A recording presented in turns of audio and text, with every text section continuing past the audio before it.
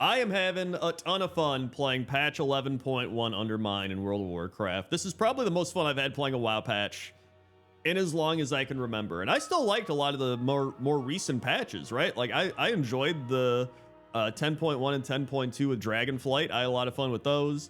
Shadowlands, we can skip. BFA, I actually enjoyed Mechagon and Nazjatar. Mechagon more so.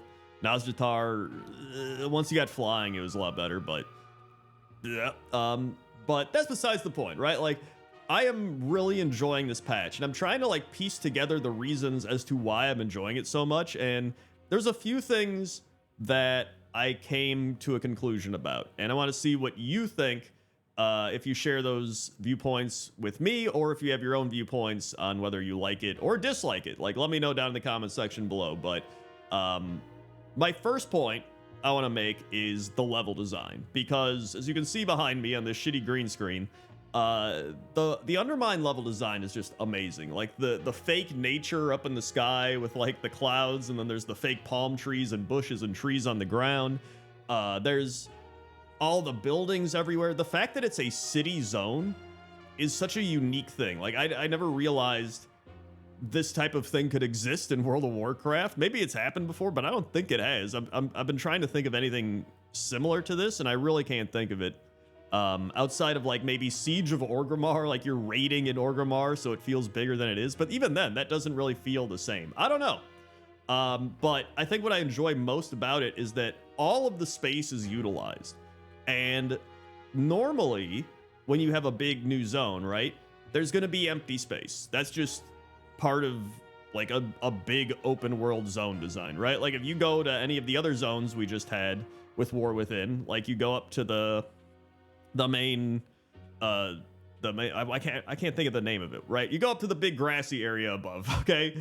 And the Dornagal area, and you go around, you're gonna find like empty spaces, right? You're like, oh, here's a cave, there's a treasure in there, here's a mountain, here's a hill, here's some trees, like there's empty space. But when you're in the Undermine, even the areas that aren't important feel like they're alive. And I think there's something about that. Like no matter where you go, something is happening, whether it's in an alleyway or just some random building. Like wherever you go, something is occurring. And I think that's it really makes everything feel alive. And so being able to design a zone as a city, I think is a really strong kind of template going forward. I don't think they should overdo it, because obviously it can feel a little much at times, but I'm actually curious if they're going to do this with Silvermoon when they redo Silvermoon, if they're going to make it kind of Undermine-y, or you know what I mean? Like maybe they're learning something about city design from doing the Undermine, but aside from that, like I think it's so good. I love how there's all the little Easter eggs and treasures. And again, how normally you would have like a treasure in a cave over here, like on the beach or wherever, right? Now it's like, oh, it's in the trash over here. Oh, it's on a big garbage mountain over here. Oh, it's like on this oil spill by the pirate goblins, or up in a building, or down in a different building, right? It's like everything's kind of so compact that it feels like you're exploring this city instead of just running around in an empty area. And I think that bodes really well for finding Easter eggs and treasures and stuff, or going down into the sewers, right? And so I would say that can also be a reason that people don't like it. I wanted to mention this too, because one thing that I didn't like is if I'm doing a quest, or if I'm trying to find somebody or turn something in, the amount of times that I go into a building and I'm like, okay, they're in this building. I'm like, wait, no. And then I'm like, oh, okay, they're in the next building. I go to the building over and I'm like, wait, they are in the other building. And I go back to the other building and I'm like, oh, they're like out behind the building. And then I'm playing my Tauren, so my Tauren's like, it's like just gigantic, trying to maneuver through this place. So a lot of the icons are like really hard to decipher on the map at where specifically something is. And so it kind of feels like everything's too cramped, which I think can fit thematically with the city, right? Because it's a city, but it can be annoying in that aspect. So I can get people who feel like it's a little claustrophobic or hard to navigate. Which, speaking of navigation, The new drive system, a lot of people love it. Some people hate it. I'm kind of indifferent, or is that the right word? Indifferent? I don't know. I don't really mind either way. I think it's fun. I don't hate it. I'm not like, this is the greatest thing ever. I hope they bring it back. Like, it's all right. I don't know. I think my thing with that is I wish they had more driving customizations. Like, I saw they were like, you're gonna get your car and all this stuff. And I was like, dude, we're gonna like, you know, make this car all customized and do crazy stuff. And it feels like I haven't really done many customizations to it. It's just, it's the car. I don't know. And then I get in it and I hit boost and I go, and I get to the next trash pile and I start digging for trash.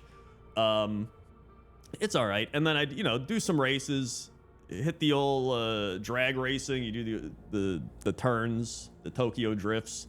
So that's kind of fun. But you know, it's kind of whatever for me. But the other two things I like, the music. I know some people probably, they said after a while it gets on their nerves. I still love the music. I think the music's phenomenal. I think it really fits the zone. I'm a big person when it comes to leaving music on in video games, because when I play Classic WoW, when I play Wrath, when I play Retail, like whatever it might be, I always have the music on because I feel like the music really brings you into the zone. And sometimes I feel like the music can get a little too crazy in certain games. I feel like there were certain WoW expansions where the music felt almost a little too grand or a little too intense. And I feel like as of the last,